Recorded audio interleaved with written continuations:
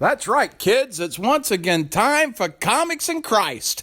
And in today's episode, we are taken over by the Wrestler of Faith audio podcast.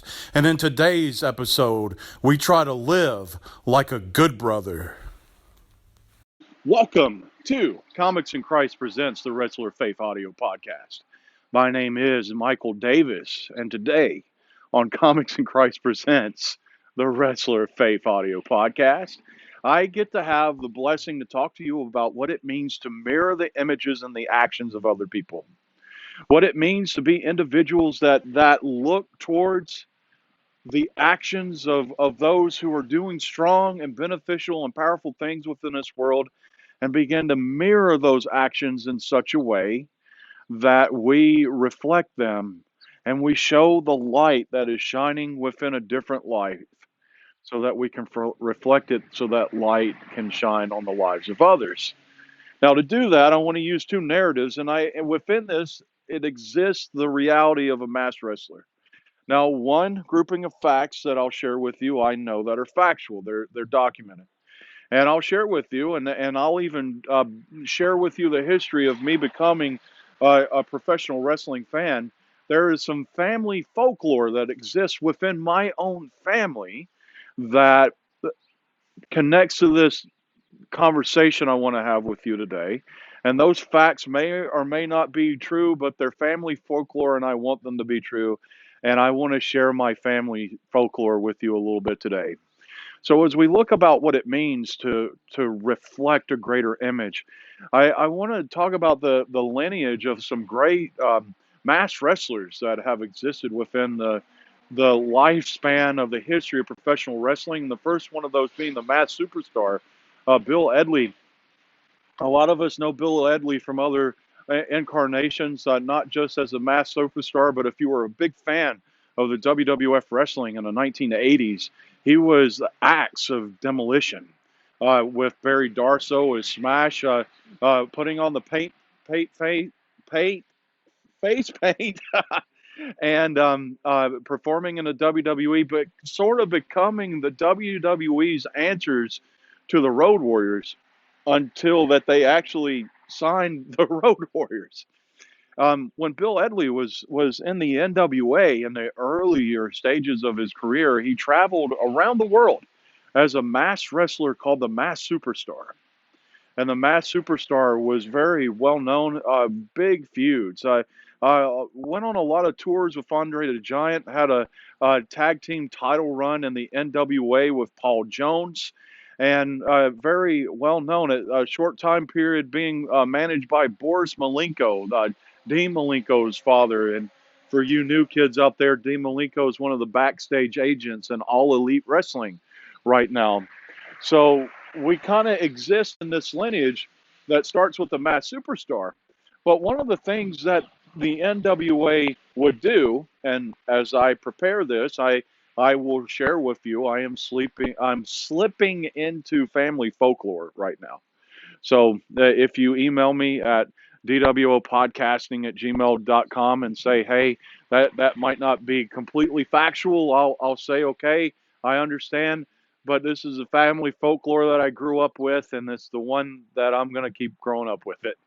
I do know that my great uncle Jack Boyd was a mass professional wrestler within the Mid Atlantic area of professional wrestling, wrestling from Virginia all the way down to Georgia and traveling around as a mass wrestler. And one of the personas that he mirrored was that of the superstar.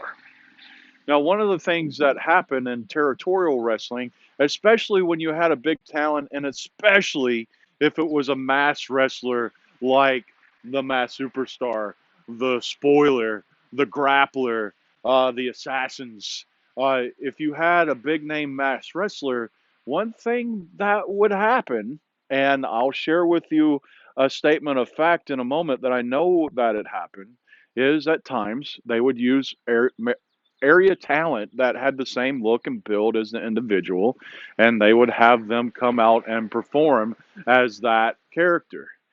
They may not call them the mass superstar, but the superstar would come out. We see this so frequently right now in our current era of independent wrestling. If you are a person that goes to independent shows regularly, you've seen them.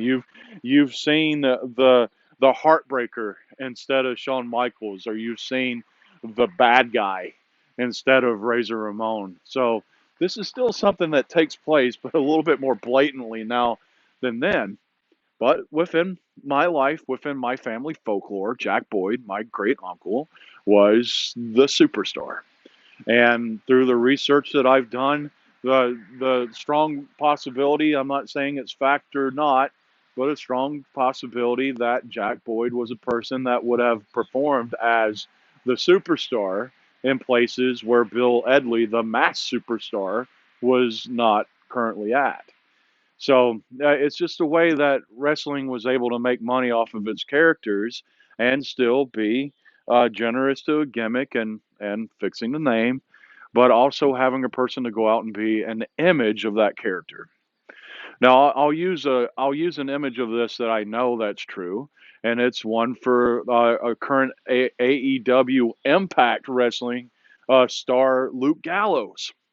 If you look at the beginning of Luke Gallows' career, we all remember once upon a time within the WWF that Kane was in a feud with Kane.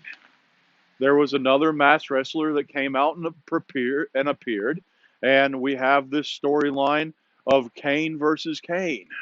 And they found an individual, same build, same look, that could put on the costume, put on the outfit to prepare to get him to that place.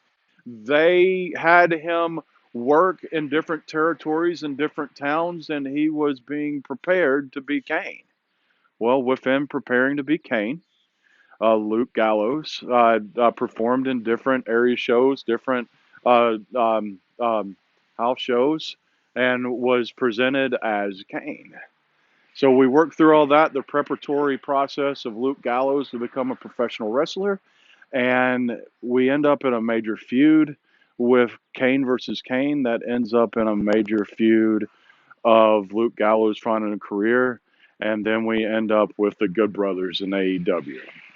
So what we have, because of these histories of within my family folklore, what I have within the reality that we know that we've seen fully documented through the development of the wrestler currently known as the Big LG, Luke Gallows, we've seen over the years these benefits and opportunities of individuals putting on a persona outside of themselves to find their place and growth as performers. So we move into these areas, like my great uncle Jack Boyd, the family folklore, like the documented history of Luke Gallows as he rose from independence into a developmental stage with WWE. We have these images of individuals who are mirroring someone outside of them. Now, this week in my worship center, I'm looking at First John chapter 3, 1 through 3, and we talk about what it means to be children of God. And as we look at the reality that we are children of God, we are ones that are called to be as First John 1 as First John 3 3 says that we are in the purified image of Jesus Christ. We're people who try to be in the image of Jesus Christ. If you look at the definition of Christian, the literal Webster's dictionary definition of Christian is to be Christ like. So as we look at this, as we kind of work through all of these ideas and these things, we live within a challenge that exists within the family folklore of my great uncle Jack Boyd and within the reality of the documented history of Luke Gallows as these individuals that put on an image, and we are called to be so much in that image that people see the person that we are mirroring and not us. Within the family folklore, Jack Boyd had to mirror the mass superstar to such an extent that that people thought he was the mass superstar. Luke Gallows had to mirror Cain such to the extent that people saw Cain. When we look at this verse in 1 John 3:3, and it talks about being in the purified image of Jesus Christ, we live within that same challenge. We are called to live in the challenge and the reality that at some times, in very crucial moments, people don't see us, they see God. For many years, especially during my college years, and it may still be of Christian fashion. I don't know. As you can tell, as you've seen me in different wrestling T-shirts and my best trying to look proper suits. I'm not in the top of the line in Christian fashion, but the big WWJD movement that was going on in the late '90s, the What Would Jesus Do movement, we kind of still live in that reality that we find ourselves asking what would Jesus do as we make our decisions and we move our paths so that we truly become the image of Jesus Christ and we portray and glorify and reflect Christ to the world and not ourselves, just like in my family folklore with Jack Boyd and within the history of WWE with the development of the good brother himself, AEW and Impact wrestler Luke Gallows. Let's think about all that together as we get to the end of this week's episode of Comics in Christ Presents the Wrestler of Faith audio podcast.